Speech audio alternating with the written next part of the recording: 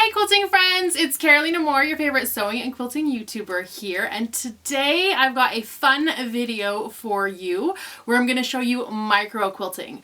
Before we get into it, I want to make sure that you've hit that subscribe button and that you hit that like button so that more people can find this video and learn about micro quilting as well. Also, after you've watched this video, if you know someone who would enjoy it, hit that share button and share it with them. You can share it in a Facebook group, you can share it through an instant message or direct message. There's all kinds of ways that you can share this video so that we're not keeping all these sewing secrets to ourselves, right? All right, friends, we're gonna get right into micro quilting. You ready? Let's get started. Micro quilting is exactly what it sounds like. It's really, really small quilting. I'm going to show you the back of this quilt and you can see this quilting. This is pretty small. This is small quilting, but it's not micro quilting. This is micro quilting. So you can see the difference in size. These pebbles, some are as big as a dime, some are even almost as big as a nickel. This one's almost as big as a quarter. You could not fit a coin inside any of these. All of my little pebbles are smaller than coins. This feather here is maybe 2.5 inches long and has, oh gosh, probably almost a dozen little feather petals on it. So this is what micro quilting looks like. It's really tiny, it's really dense. One of the benefits of micro quilting is that without having to do any extra work to it, as long as your original work lay flat, it lays really flat. It makes everything nice and smooth as long as you have even micro quilting all across. So you need your density to stay even all the way across your fabric, and then you'll have a project that lays really, really flat and really smooth when it's finished without having to do a lot of blocking. So we're going to get ourselves set up for micro quilting, and I'm going to show you some micro quilting here on this machine. Today I'm using my baby lock Aria. Her name is Sunday, because this way I can say that I do my quilting on Sundays. I just turned her on and she has a beautiful music to welcome me. And so now I have her on. I have just regular quilting cotton thread on here. This is Madeira Cotona, and I'm using a nice dark color on a lighter fabric so that you'll really be able to see the quilting. Micro quilting, you can choose if you want your thread to match your project or if you want it to stand out from your project, and it's going to depend on what you want your results to be.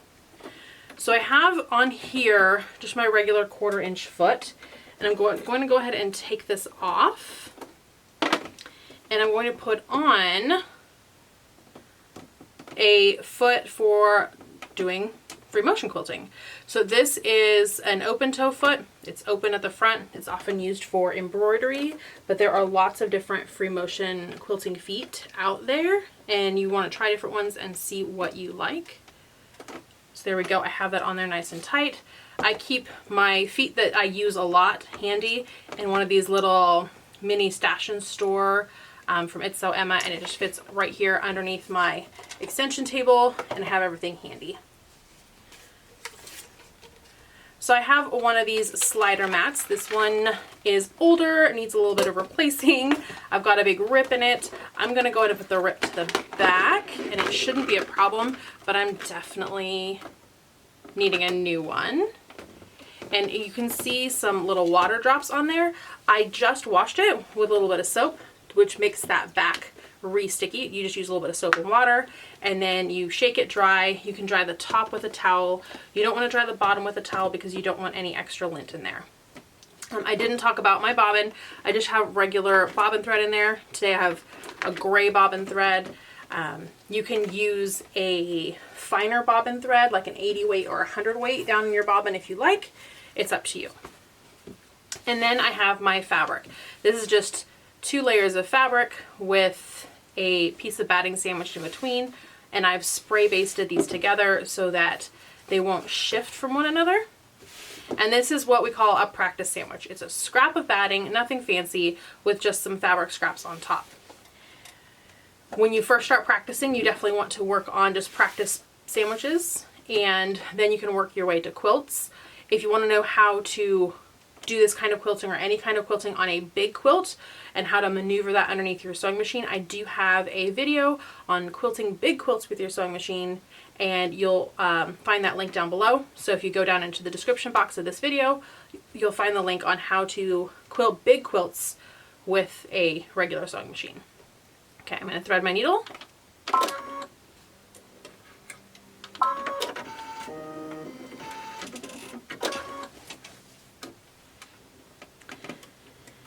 And now I'm going to use my needle down button to go 1 stitch down and 1 stitch up, and that is going to help me bring up this bobbin thread. I used a gray bobbin thread, so it's a little harder to see against this fabric here.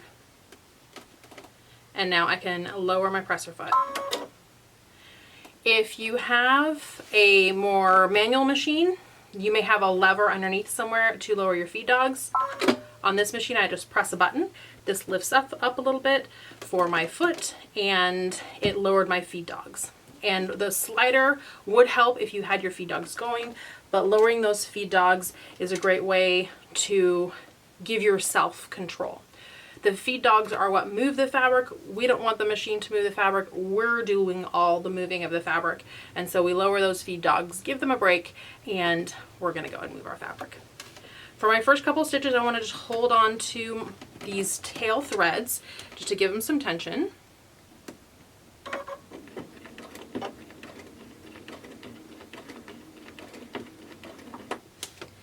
And now, since this is a practice sandwich, you could just clip these away. If you want to practice using correct methods, we would tie these off and go ahead and bury our knot. For now, I'm just going to leave these tails here. I'll move them out of the way as I quilt, and then I can always tie them off and bury them later if I want. So micro quilting is really, really small quilting. We're just taking really, really small stitches, which just means that you're moving the fabric only a little bit.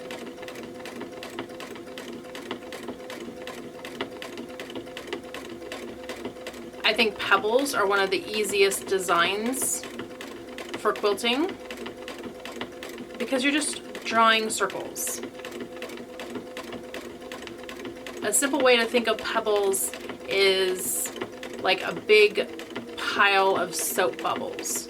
Whether you're doing like blowing bubbles with kids in the backyard, or whether it's a big pile of soap bubbles from doing the dishes or mopping the floor, it's a big fun pile of soap bubbles. And just like soap bubbles, a big pile of soap bubbles, they're not all exactly the same size, they're not all exactly the same shape. There's a little bit of space between some of them.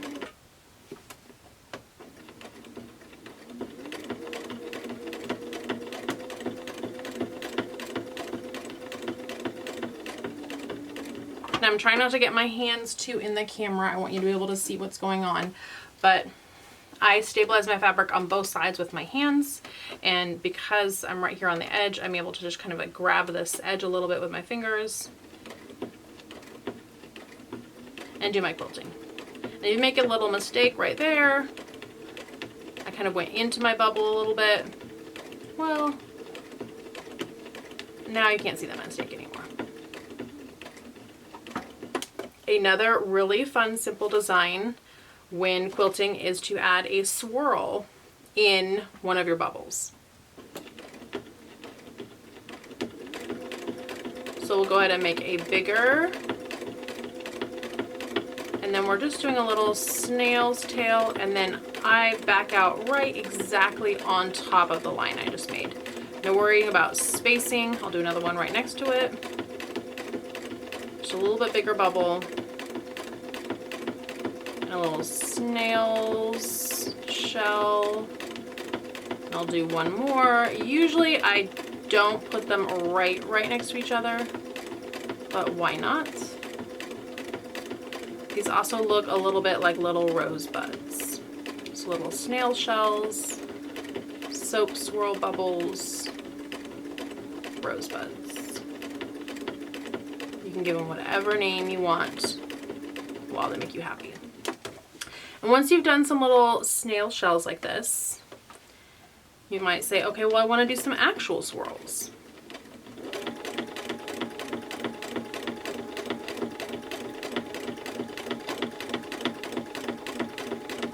So you just swirl in and swirl out, giving yourself a little bit of space between the lines this time.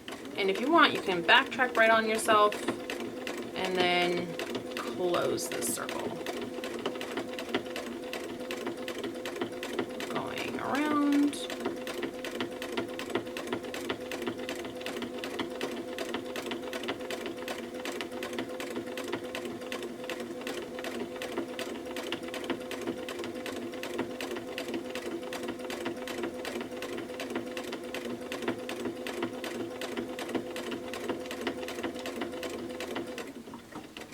These are starting to look a little bit like vines to me, which is not the look that I'm going for. So I'm going to, instead of backtracking on myself, this time I'm giving myself a little space. And this is really, it's like a 1/16 of an inch. It's the tiniest little space around that swirl. I'm coming back in here, and I'm gonna add another swirl.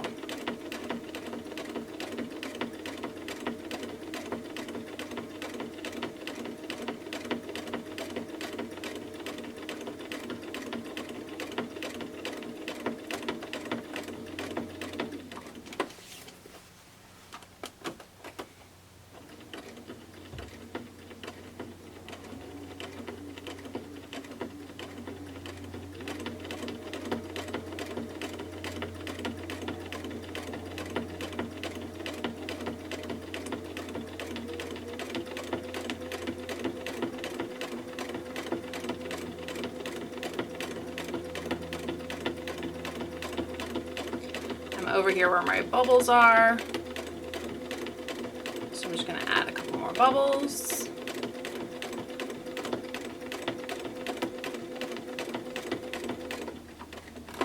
Now these are two of my favorite designs to put in my micro quilting. You can put any design in micro quilting.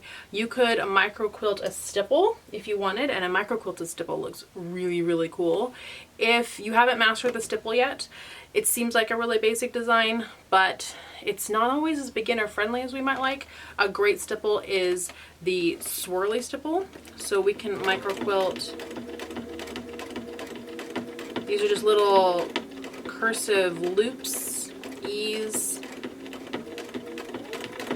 And if you find yourself having stitches that are too big, your micro quilting isn't looking smooth, press down harder on the pedal or move your hands more slowly. Quilting is all about a relationship between your hands and your feet, very much like driving. Your hands are moving the fabric and your feet are saying how fast your needle is going to go. And when things get jerky, it's because the two are not speaking well with one another. So if it's looking jerky or feeling jerky, it may just be time to speed up that needle.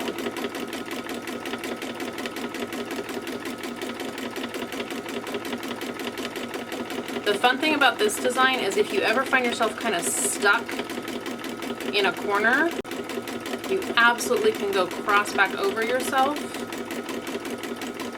and it's no big deal because this whole design is about crossing over itself.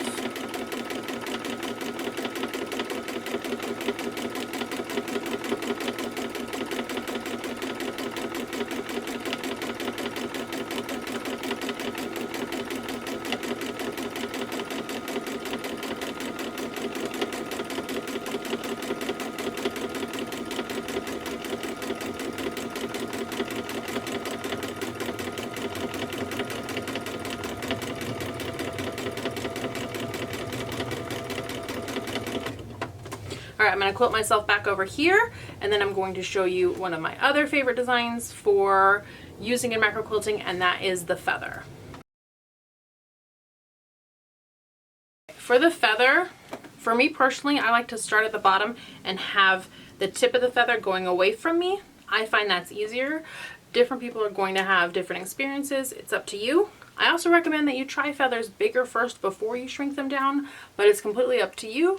And there's lots and lots of great videos out there on quilting feathers. So feel free to watch a bunch of different videos because Like swirls and feathers are two shapes that really kind of get your signature to them as you work on them. So you want to practice it and kind of make your own signature feather, because your feather won't look like my feather and my feather won't look like your feather, but they're both going to look great. Okay, so we're going to go ahead and stitch ourselves a stem. And you don't want it straight. I usually don't go for too curvy. And when we come back down the stem, we're just going to come a little bit away. We don't want to build a whole bunch of thread bulk on that stem. Now we're going to start with our fingers on our feather, or petals on our feather. You can call them the blades on the feather. We're just going to start with one. Kind of sticks out way out here. And then come back in. And then our next one.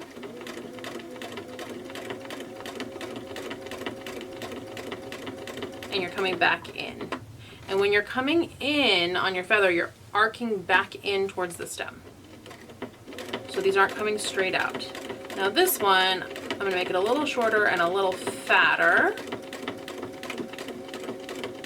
which is going to give my feather some movement. Instead of having every single blade on my feather, every petal on my feather be exactly the same, I like to change it up, add some different ones, maybe add a tiny one in here, which is going to force this next piece to arch over,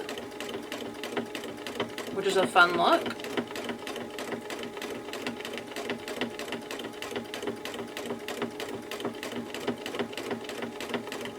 And as I have a bunch that arch over, I need another kind of shorter one. This one won't arch over as much.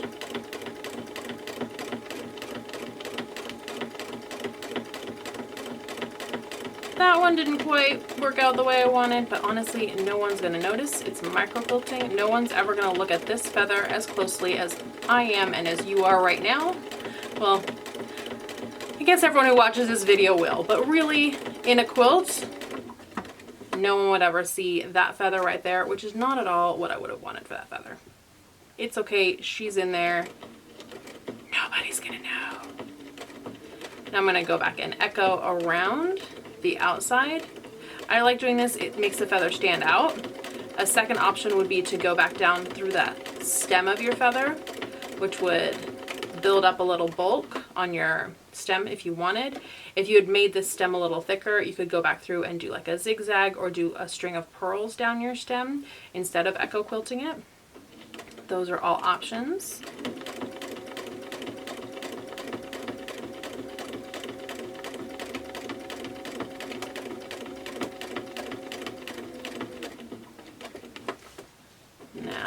To basically just do the same thing on the other side.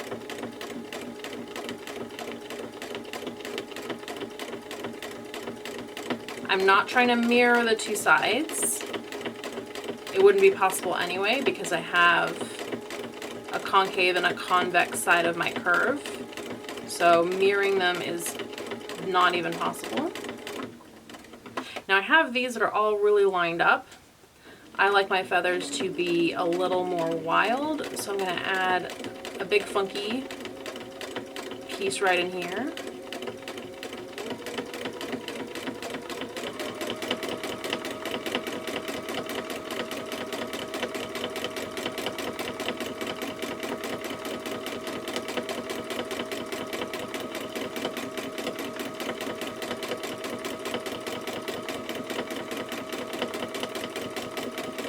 Getting really uniform again. Add a little bit of crazy fun.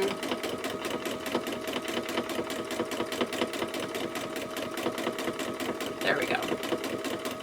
And now I'm going to echo back around the outside. And that's the really great thing about a feather design, is that you finish it exactly where you started.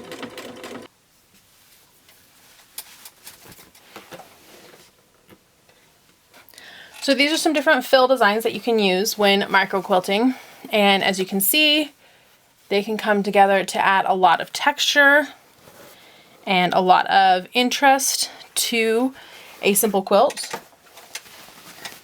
And micro quilting is a really fun way to really add another layer of interest to solid fabrics or even prints. Wasn't that so much fun? It will take you a little bit of practice to get that smooth motion going where your hands and your feet are talking to one another and your head is just on for the ride, enjoying the fun. But you will get there, and it is so much fun. And it's really cool when people say, "What? Did you quilt that?" Yes. Yes, I did. If you enjoyed this video, I hope you'll give it a thumbs up. If you have any questions or comments, leave those down below. I do look for those comments and I try to get you answers as quickly as I can. Speaking of answers to a lot of your questions will probably be in the description box. So if you go to the description of this video, you'll find links to all kinds of helpful places. And that's it for today. Thanks so much for watching, my friends, and I will see you right here real soon. Bye for now.